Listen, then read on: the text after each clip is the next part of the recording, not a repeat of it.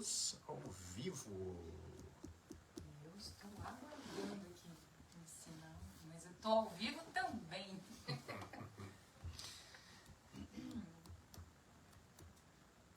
Ainda não apareceu. Ah, agora sim. Ó. Vai entrar? Não? Não, ainda não apareceu. Então vamos dar uma boa noite aqui.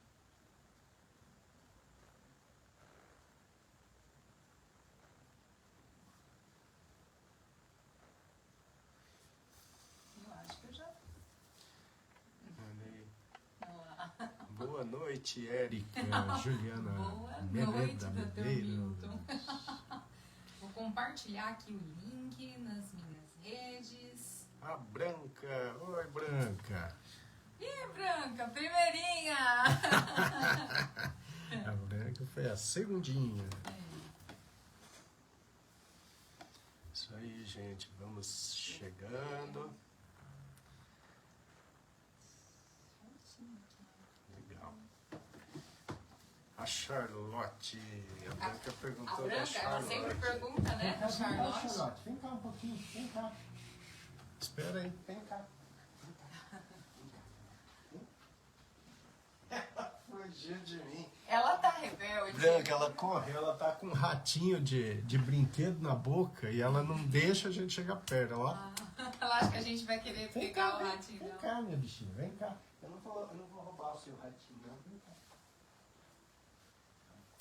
Vem falar oi pras pessoas, mostra que você é educada. Olha aqui, Charlotte, esse é o ratinho dela. Né, Charlotte? Cadê o ratinho da Charlotte? Aí ela quer caçar rato, gente. E essa aqui é a minha mão. Fala tchau, pessoal, depois eu volto aqui. Ela tá grandona, né? Pega o rato.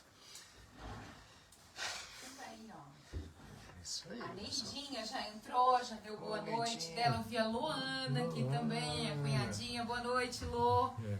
A Branca tá Isso. direto de Jurerê Jurerê. assistindo, que legal. É, que bom, Branca, que você tá por aqui também, assistindo a gente. Muito bom. Olha, o pessoal tá entrando, que bom. Chega mais, gente. Vão chamando os amigos aí no chat, marcando as pessoas, compartilhando o link da live no perfil de vocês. Aquela estratégia de início de live, né? Isso aí. O Robson, querido, meu amigo, boa noite. Robson Bueno, boa noite pra você, Robson. Legal, gente. A gente acabou pulando uma semana porque, né, a gente tava viajando. A Catarina, querida, boa noite, Dr. Milton. Parabéns pelo sucesso em Paris. Obrigado, Catarina. Obrigada, viu, A Catarina? gente teve um desempenho ótimo lá. Maravilha, realmente deu tudo muito certo nessa viagem pra gente. E a Em gente todos os recebeu aspectos. de alguma forma todo o carinho que vocês mandaram pra gente por meio das mensagens, das curtidas. Muita gente mandando mensagem assim de forma privada. Que gostoso, viu? Receber esse carinho de vocês. Foi muito bom, né? Sim. Ó, o Fer e a Mila, a Cristiane, querida, que é a esposa do Robinson. Boa Grande noite, abraço, Cris. Cristiane. Boa noite pro Fer e pra Mila também. A Sara Boa, Fedrigo por Sara. aqui, dando boa noite pra gente. Um abraço, Sara. Que Seja legal. bem-vinda, Sara. Muito bom, gente. Eu acho que nós já vamos começar a falar então do tema de hoje, que é intestino segundo cérebro. Um tema interessante, né? Ó, a Gisele acabou de entrar também, dando boa noite pra gente. Boa noite. E a Cris lá dizendo que estão que por lá legal. vendo Que aqui a legal. live. Legal. Muito bom. Bom, então tá. Então a gente vai começar a falar sobre esse capítulo, então, que é o capítulo 10, né, intestino segundo o cérebro. O livro é o Fuja do Alzheimer Agora Mesmo, editora Viseu. E esse assunto, a importância da boa saúde intestinal para a boa saúde cerebral, é um assunto que tem aumentado muito em termos de importância, em termos de interesse no mundo científico. Até algum tempo atrás, a gente imaginava o intestino apenas como um tubo que tinha responsabilidade pela digestão e a condução do bolo alimentar para fora. E que o intestino sofria uma ação do cérebro, e quando o cérebro não estava bem, o intestino não estava bem, não é? Antigamente vinha até aquele termo enfesada. Lembram? Enfesada, minha mãe falava isso, hoje eu estou enfesada. Enfesada era justamente porque já se tinha uma noção de que quando o intestino não funcionava bem, normalmente o humor não estava bem.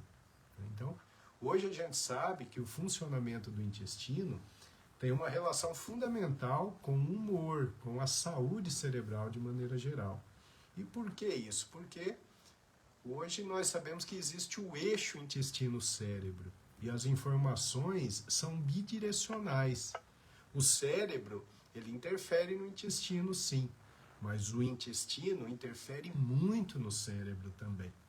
Então, o bom equilíbrio da flora intestinal, né, da chamada microbiota intestinal, do microbioma, que são os micro-organismos do intestino, esse equilíbrio ele é fundamental para que a gente tenha uma boa saúde cerebral. Então, já existem assim muitos protocolos de estudo, muitos protocolos de pesquisa, apostando na melhora do microbioma intestinal para a gente melhorar a situação de pessoas que tenham doenças neuropsiquiátricas, certo? No livro, nesse capítulo, eu discuto a complexidade do sistema digestivo, em especial do intestino, né? O sistema digestivo humano, ele tem mais de 500 milhões de neurônios, então é uma quantidade muito grande, né? Se organiza nos plexos de Meissner e Auerbach, que são estruturas anatômicas. E uma coisa muito interessante é que, né, ao longo das lives, e quem está lendo ou leu um livro, a gente fala muito da dopamina e da serotonina. Quando faltam essas substâncias no cérebro, vem a depressão. A depressão ela tem essa característica, uma redução do nível de neurotransmissores cerebrais, em especial serotonina e dopamina. A gente precisa saber que 90% de toda serotonina e 50% de toda dopamina são produzidos no intestino. Então vocês vejam a importância que tem a boa saúde intestinal para que a gente tenha um bom humor, para que a gente não tenha depressão, para que a gente não tenha ansiedade. Bom, no livro também eu mostro que uma porcentagem muito elevada da população tem um desequilíbrio desse microbioma intestinal. Tem a chamada disbiose. Essa disbiose, ela é caracterizada então por uma perda do equilíbrio da flora intestinal, e essa perda ela acaba produzindo então um aumento da permeabilidade no intestino, produz o chamado intestino hiperpermeável. Isso significa que muitas coisas da luz intestinal acabam passando para a corrente sanguínea. Isso leva a uma ativação do sistema imunológico e mantém uma inflamação contínua. Essa inflamação contínua que tem relação lá com a redução do BDNF, que é aquela substância que faz regeneração neuronal, redução da serotonina, redução da dopamina.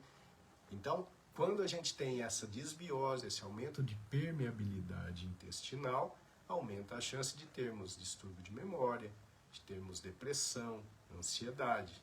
Quando isso não é corrigido com o passar do tempo, tem uma relação com perda de neurônios e redução do volume cerebral. Ou seja, uma disbiose crônica, ela tem relação com a doença de Alzheimer também, né? E aí a gente conhece ali essa flora intestinal, esse microbioma intestinal, que são os micro-organismos e a sua genética, seu código genético. Existem dois grandes filos, que que são as bacteroidetes e as firmicutes. Então, no intestino bom, é importante que haja o predomínio das bacteroidetes, que são as bactérias boas.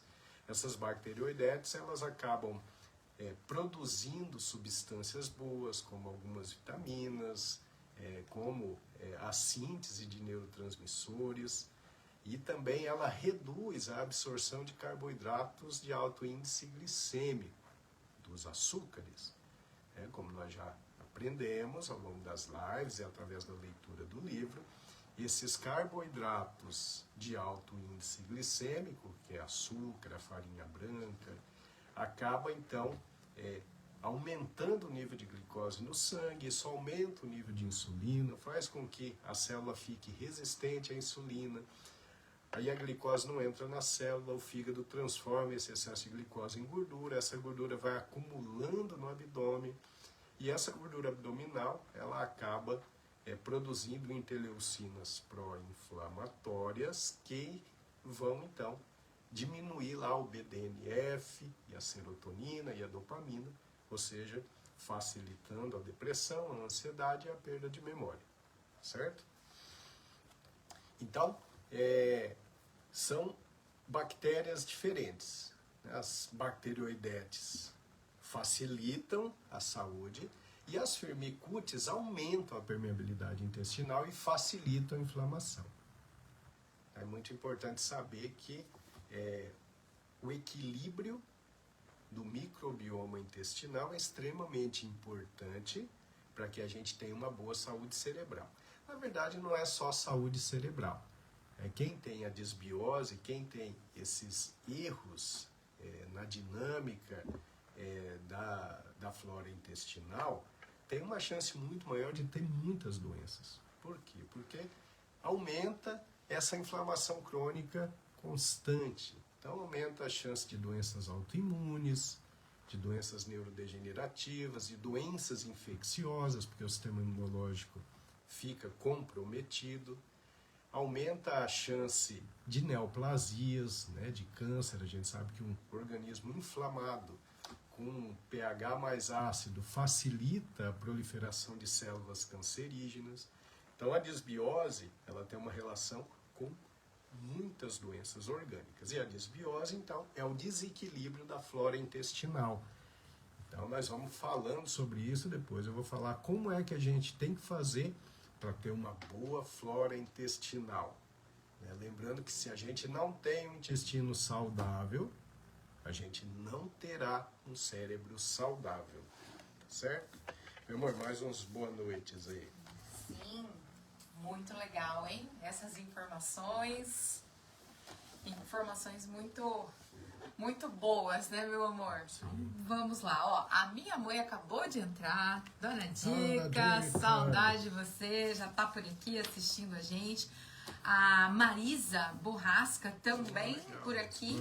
A Aparecida Zanon também já deixou mensagem dizendo que bom que nós estamos de volta e, como sempre, orientando a todos, né, para uma boa qualidade de vida. Deixa eu ver quem mais. O Agenor Gasparini tá por aqui.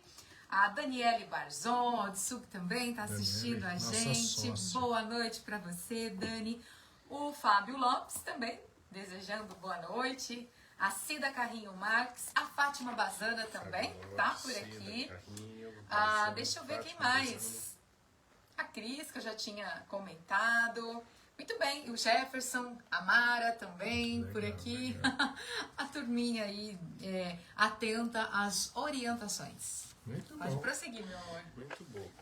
Então, nesse capítulo, eu estou vendo aqui, eu coloco algumas pesquisas interessantes, né, mostrando como realmente uma boa saúde intestinal acaba produzindo uma boa saúde cerebral.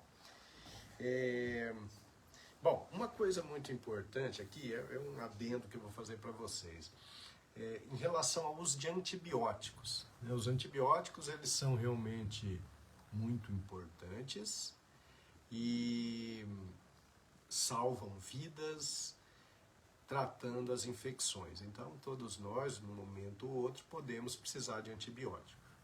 Até aí tudo bem. Mas nós temos que ter consciência do seguinte. Primeiro, o antibiótico ele tem que ser muito bem indicado, né? Indicado pelo médico, de acordo com o quadro clínico, em que se define a bactéria provável que está produzindo aquela infecção. E aí se escolhe o antibiótico bem preciso. Bom, acontece que o antibiótico, sempre que vocês usarem um antibiótico, tem que ter em mente que o antibiótico ele mata as bactérias ruins, mas acaba destruindo uma boa parte das bactérias boas do intestino também. Isso significa que no pós-uso do antibiótico, é muito provável que a gente vá ter alguma desbiose, vá ter um descontrole da flora intestinal. Quando vocês utilizam um antibiótico, é muito importante discutir com o seu médico a utilização de um probiótico depois que terminar a dose do antibiótico. Por quê? É uma forma de recolonizar o intestino com boas bactérias. Então esse é um recado muito interessante, muito bom que eu dou para vocês. No pós-antibiótico, vale a pena a gente utilizar um probiótico. Tá? Bom, a melhor forma da gente manter uma boa flora intestinal, um bom microbioma, é tendo uma alimentação adequada.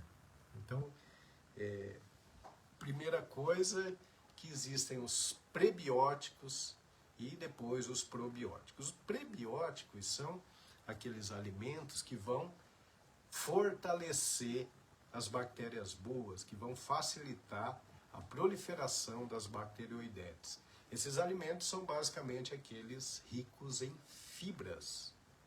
Então, as verduras, os legumes, as frutas. Tá? É assim que você alimenta as bactérias boas, alimentos ricos em fibra. Essas bactérias boas,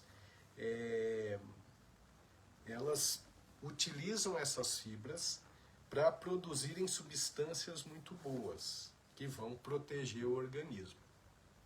Outra coisa importante para um bom equilíbrio do microbioma é o consumo regular de água. Isso é muito importante. Água, bastante água. Eu já disse para vocês algumas vezes que a Organização Mundial da Saúde orienta em torno de 40 ml por quilo por dia. Então, se você tem aí perto de 60 quilos, você precisa de quase 2,5 litros por dia. Então, tomar bastante água, comer uma alimentação rica em fibra. As nossas refeições principais, o almoço e a janta, é muito importante que sejam sempre iniciados com muita verdura. Muita verdura. Porque aí primeiro que você vai alimentar as suas bactérias boas. E quando você for comer o carboidrato, né, muitas vezes o arroz, o feijão, a absorção desse carboidrato não vai ser tão rápida. Então é uma forma de você diminuir o índice glicêmico dos alimentos. Então, começar a alimentação sempre por uma salada volumosa é importante. E que nessa salada sempre tenha azeite de oliva extra virgem, que é uma outra forma muito interessante de melhorar o microbioma intestinal. Tá? Existem alguns alimentos que são considerados os alimentos preferidos das boas bactérias. Eu vou citar 3 para vocês que a gente usa com frequência. O alho, a cebola e o alho poró. Esses 3 alimentos, eles são extremamente importantes para que você tenha um bom microbioma intestinal. Felizmente, nós brasileiros, de maneira geral, utilizamos bastante o alho e a cebola. O alho poró é uma questão de hábito, porque realmente é saboroso, né, meu amor? Sim, a gente adora. A gente tem aprendido a gostar, né? Porque realmente é muito saudável, é bom. É bom. Então, isso é bastante importante, né? Porque aí essas bactérias pegam esses alimentos aí, que eu citei, que são os alimentos bons, e os transformam em ácidos graxos de cadeia curta, que é uma substância poderosa para combater as gorduras ruins do organismo e para preservar a saúde. E um outro alimento também que está no grupo dos superalimentos do microbioma é o aspargo.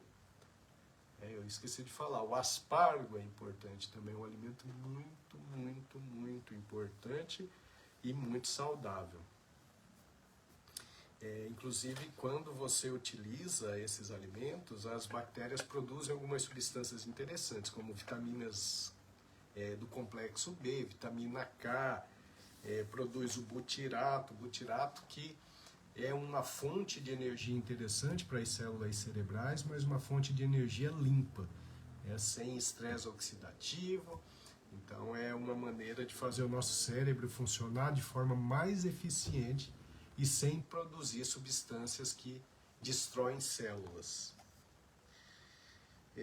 Uma coisa bastante interessante, na época que eu escrevi esse capítulo, eu vi muitos artigos sobre isso, era como o óleo de coco era bom também para boa manutenção do microbioma intestinal. Óleo de coco, ele é importante, ele é uma substância que tem uma ação neuroprotetora, só que a gente precisa saber utilizá-lo, né? Então, para você usar o óleo de coco regularmente, é importante que você não misture ele com muita caloria, porque senão o seu organismo não vai utilizar esse óleo de coco como fonte de energia. Ele vai ser utilizado para virar gordura, né? Então, óleo de coco é bom, mas não é de qualquer jeito que se usa, né? O óleo de coco é um triglicerídeo de cadeia média que é extremamente saudável para o cérebro. Uma forma interessante, se você quer começar a utilizar o óleo de coco, ele é bom de ser utilizado à noite e depois de uma refeição sem carboidrato, tá? Então, por exemplo, à noite, ao invés de comer arroz, de comer batata, eu como uma salada, talvez uma carne grelhada, ótimo, né? Ou um ovo cozido, tudo bem. Aí, espera ali um tempo, 1 hora, e aí toma uma colher de óleo de coco. Isso parece ser uma forma bastante interessante para o organismo utilizar esse alimento, esse óleo de coco, para a produção de butirato. Esse butirato é aquele que traz uma saúde cerebral muito importante, que diminui a sensibilidade das células à insulina e faz o mecanismo contrário do açúcar. Então, óleo de coco, se for para utilizar, tem que ser nessas condições. Porque eu tenho alguns pacientes que chegam e falam, doutor, eu estou usando óleo de coco. Que horas? Depois que eu almoço eu uso óleo de coco. O que vai adiantar? Nada. Vai ajudar a ganhar peso, porque ele é bem calórico. E o sabor não é muito bom, né, meu amor? Aqui em casa eu pego uma colher, tomo e pego outra e saio correndo atrás da Érica para dar. Mas não é simplesmente tomando óleo de coco. Para isso tem que ser de preferência à noite e que na última refeição da noite não tenha carboidrato. Aí sim o óleo de coco pode trazer um benefício bastante significativo. Bom, então nós falamos aí dos prebióticos. Agora nós vamos falar dos probióticos. Memorantes disso, quer dar mais uns boa noites aí? Sim, ó. A Toscana tá com a gente aqui né? agora. Já voltou de Portugal, Toscana? Fez um passeio delicioso também, hein, Toscana? A gente Legal. acompanhou, viu? Legal. A Yolanda Zâmpara, a tia Landa também Landa, tá por abraço, aqui. tia. A tia Nalva Oi, também tia tá por Nalva. aqui desejando boa noite pra gente.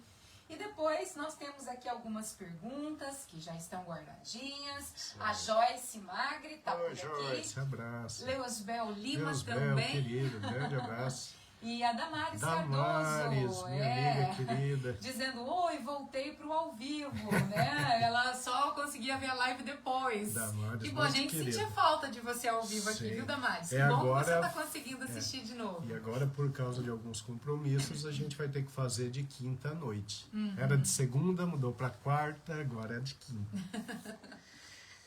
Beleza, então tá. Então, aí nós falamos dos prebióticos, então, que são aqueles alimentos que vão melhorar a sua flora intestinal, reduzindo a permeabilidade intestinal, melhorando a produção de substâncias muito boas, como neurotransmissores, vitaminas, enfim.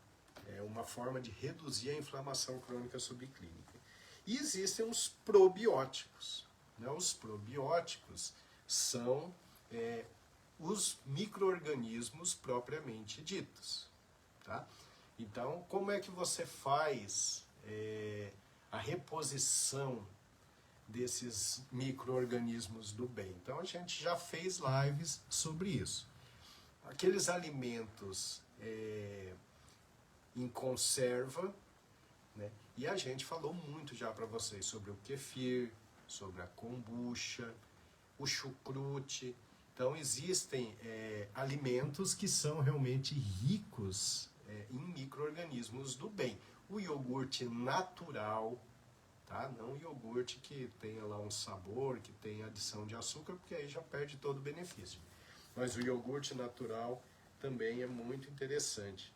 Né? E quando não é possível, quando a gente não ingere esses alimentos, aí a gente pode também pensar na utilização de probióticos em cápsula, né? Que geralmente tem ali a associação dos lactobacilos com bifidobacterium, então também é uma outra forma de fazer a reposição. Eu tenho pacientes que usavam o probiótico, mas matavam os bichinhos. Então não adianta nada, por exemplo, eu usar o kombucha, usar o kefir, ou comer o chucrute, ou tomar uma cápsula de probiótico e comer açúcar, comer trigo, comer a farinha branca, comer ultraprocessados, porque aí o que eu vou estar fazendo? Eu vou estar matando essas bactérias boas. Então é óbvio que você tem que tomar o probiótico e alimentar essas bactérias boas, utilizando os alimentos adequados, né, que é basicamente os alimentos ricos em fibra, em gorduras boas, né, como eu falei agora há pouco. Então, esses são os probióticos, né? Seja na cápsula, seja nesses alimentos fermentados que eu citei. E aí no capítulo eu falo bastante também de alguns artigos, né? Tem um estudo muito legal da Mayo Clinic, que é uma das principais do mundo, que já ensina os médicos a incorporarem as pesquisas científicas sobre o microbioma na prática clínica. Por que isso? Porque muitos médicos que não estudam bastante ainda não entendem essa importância tão grande da saúde intestinal para a saúde cerebral. Isso tem que mudar, isso tem que ser mudado. E felizmente está mudando gradativamente. Eu também cito ali um estudo legal do Dr. Kana, que é de uma universidade americana também, mostrando que a utilização de probióticos de forma adequada reduz muito a inflamação do organismo. Eu mesmo estou conduzindo um estudo nesse aspecto.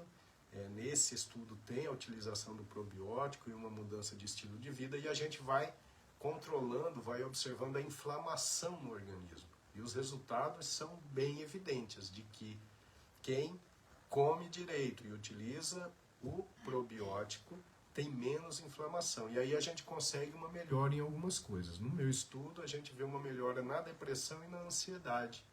Então, vocês vejam a importância, né? Por isso que eu sempre insisto nisso. Tratar a depressão, tratar a transtorno de ansiedade, não é somente utilizar um medicamento. Isso ajuda pouco. Na verdade, tem que haver uma mudança de estilo de vida. Uma coisa que eu não falei para vocês e é importante, um hábito que melhora muito o equilíbrio do microbioma intestinal é a atividade física. A atividade física regular, ela auxilia o crescimento das bactérias do filo das bacteroidetes, que são as bactérias do bem. Então, o sedentarismo é um responsável por desbiose também, pelo descontrole dessa flora intestinal. Então, exercício físico é importante.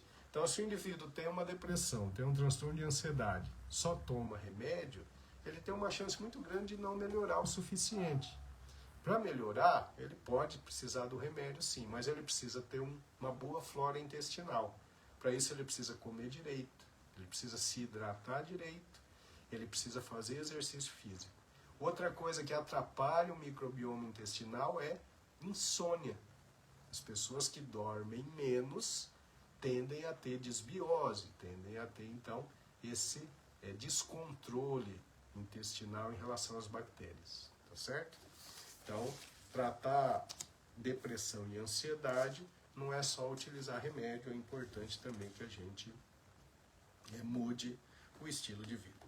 E aí vocês vão ler nesse capítulo aí alguns estudos, um estudo da Universidade da Califórnia que estudou 36 mulheres em 3 grupos, aí as que utilizaram os probióticos e mudaram o estilo de vida tiveram uma melhora muito grande em depressão e ansiedade, melhora do humor, melhora do sono e melhora da parte cognitiva.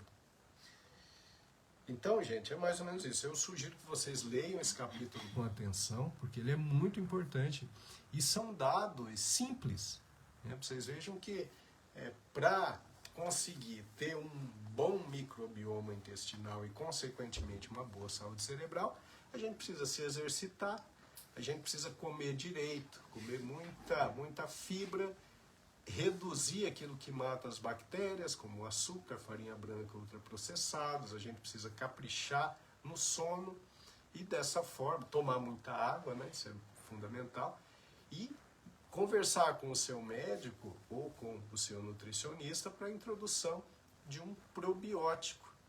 Isso é muito importante, isso vai mudar a qualidade de vida. Melhora a saúde cerebral, melhora a saúde orgânica como um todo, melhora a saúde psíquica. Ó, aproveitando esse gancho aí que você falou da questão dos probióticos, a Sara Fedrigo, então primeiro ela comenta que antigamente não se escutava muito falar sobre os cuidados que nós tínhamos que ter com o intestino, né? Hoje essa realidade já mudou bastante e já se ouve muito falar sobre a importância dos cuidados, né, com o intestino. Aí ela pergunta sobre os probióticos, se eles devem ser usados diariamente. Pergunta boa, Sara. Bom, isso depende muito do seu tipo de alimentação, né? Se você come direito, você nem precisa tomar probiótico todo dia. Eu tenho muitos pacientes que utilizam probiótico 3 vezes por semana, e já é suficiente para manter uma baixa inflamação no organismo. Agora, por exemplo, pós-uso de antibiótico, aí vale a pena pelo menos 1 mês você utilizar o probiótico todos os dias. Mas se você não utilizou antibiótico, tem uma alimentação adequada, pratique exercício físico, você pode comprar, né, hoje a gente tem aí um lactobacilo muito bom, que é o DR7, e a gente utiliza ali 3 vezes por semana, já é suficiente, né? A gente tem um também que é a associação do Lactobacillus helveticus e o Bifidobacterium longo, que o nome comercial é o Probians, que é um bom probiótico também. E aí depende, cada caso é um caso, mas de maneira, para você, sabe, que eu conheço bem, que está indo extremamente bem, né? Tá de parabéns, mudou o estilo de vida, deu uma rejuvenescida, tá muito bem. Para você, eu acho que usar 3 vezes por semana o Bifilac Mind, por exemplo, que é um psicobiótico, é um probiótico que tem uma boa ação cerebral, já é suficiente.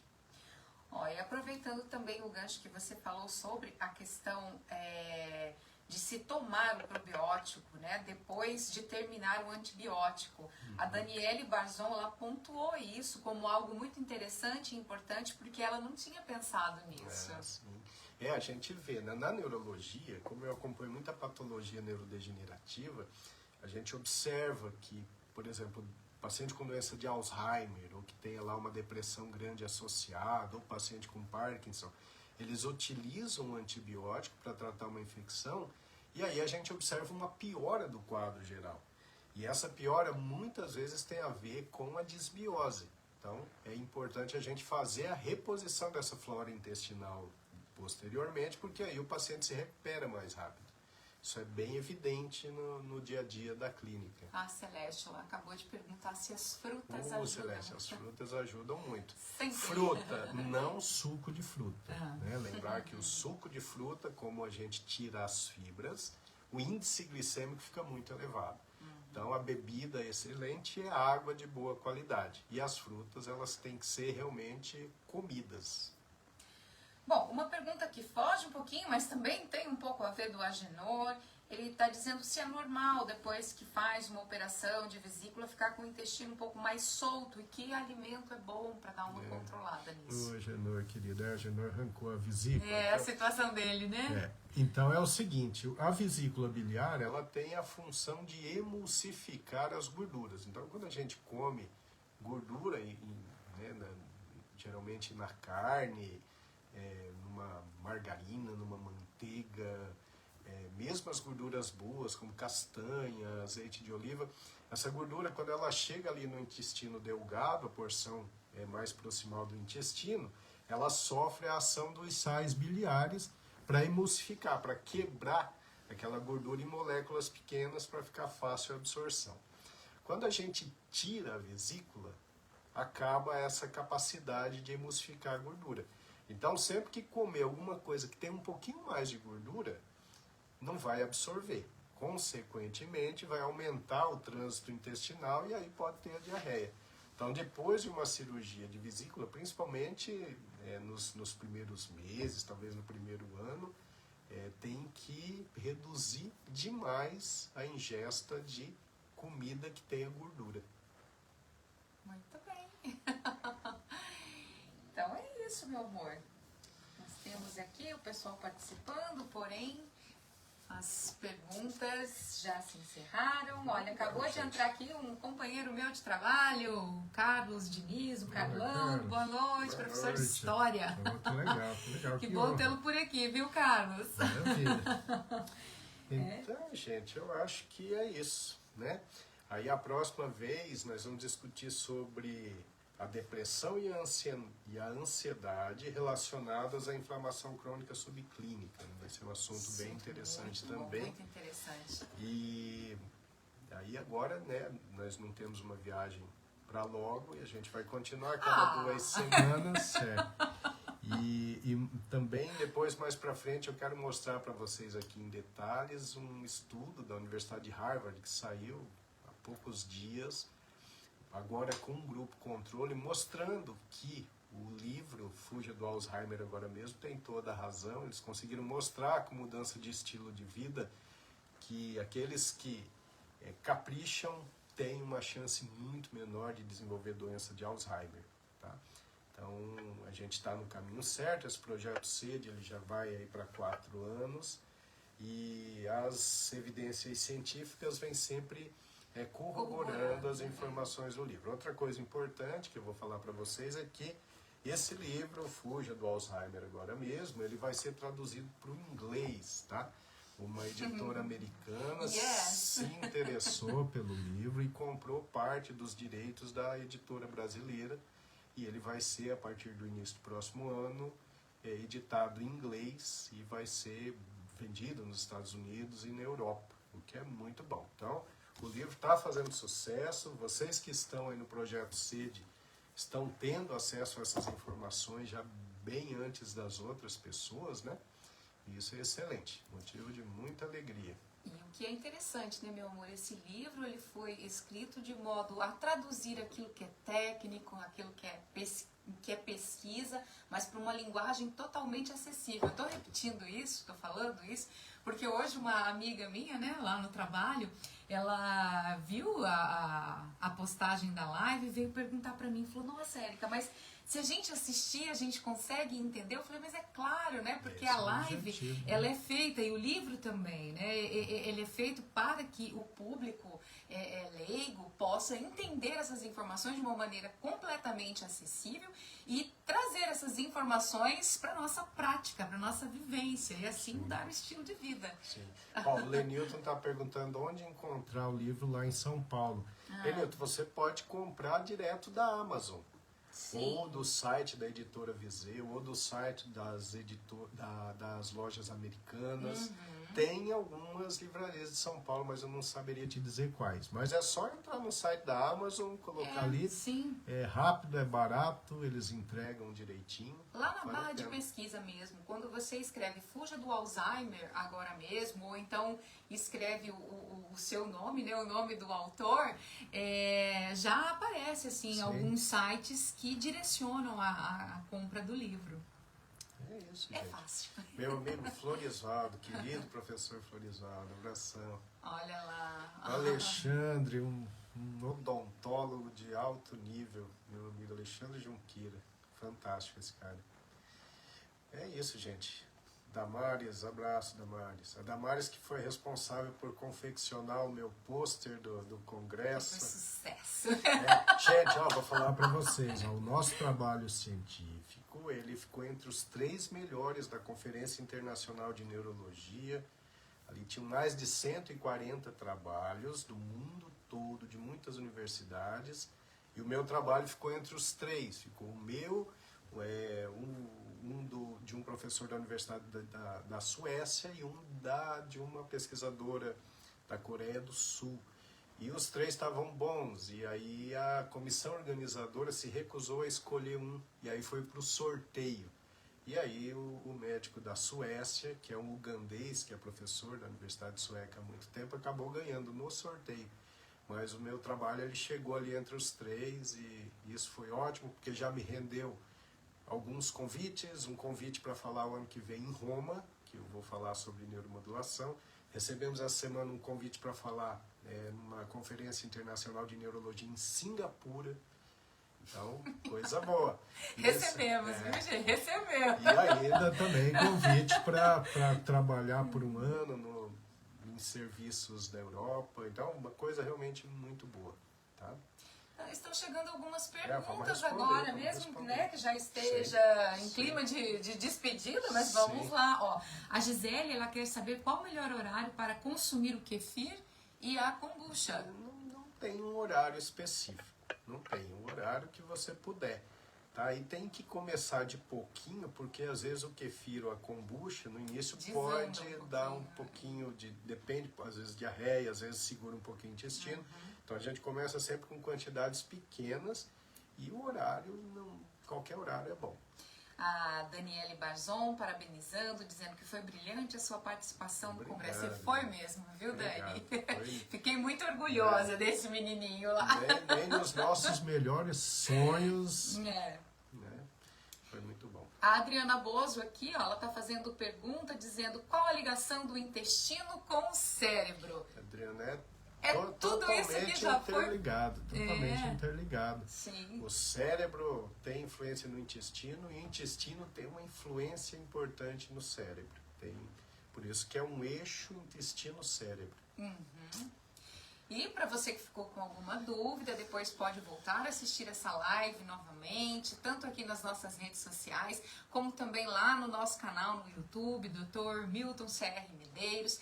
É muito legal para vocês darem uma moral pra gente, porque afinal de contas esse menino se prepara muito para trazer essas informações aqui para vocês. Então, copiem o link dessa live lá no YouTube e mandem para os amigos assistirem essas informações e também aplicarem, né, essas informações na vida, para a gente poder divulgar ainda mais esse estilo de vida saudável. Isso aí. Dá essa moral pra gente aí. lá. Juliano, querido, grande abraço, Juliano. Isso. E a Ione Guedini, E a né? Que ela Ione. sempre entra e coloca no comentário aquela pessoa correndo, tipo, né? Cheguei agora, mas cheguei. Legal. Que bom, viu? Antes tá. tarde do que mais tarde, né? Isso aí. Não é, Ione? E deixa eu só mandar um grande abraço, porque a gente sabe que muitas pessoas, assim, a exemplo da Damares mesmo, que disse que hoje conseguiu assistir a live ao vivo, a gente sabe que muitas pessoas não conseguem assistir a live ao vivo, ó, e a gente tá vendo que muita gente tá entrando ao vivo agora, né? Uma surpresa, a gente tá aqui na quinta-feira, mas fica aqui o nosso abraço para todo mundo que assiste a live depois, né? E ainda escreve boa noite pra gente, manda recadinho de forma muito carinhosa, né? Mas fica aqui então o nosso carinho para todos vocês que assistem a live num outro momento que não é mais ao vivo, mas que tá aqui à disposição. de vocês. Perfeito, gente. Então, não na próxima quinta, na outra, a gente tá de volta. Ó, o Paulo César mandou também. Deixa eu ver aqui, olha. Mandando ele os tá parabéns. dando Paulo parabéns César, pra querido você. Paulo, acompanha a gente sempre. Ai, olha só que ele obrigado por levar consigo o nome, né, da nossa querida Santa Casa. Que maravilha, né? É o Paulo Que que legal. foi provedor, é um provedor excelente da Santa Casa. Cara respeitável, muito respeitável. Gente, então boa noite e até daqui a 2 semanas. Beijo. Beijão. Até mais. Tchau.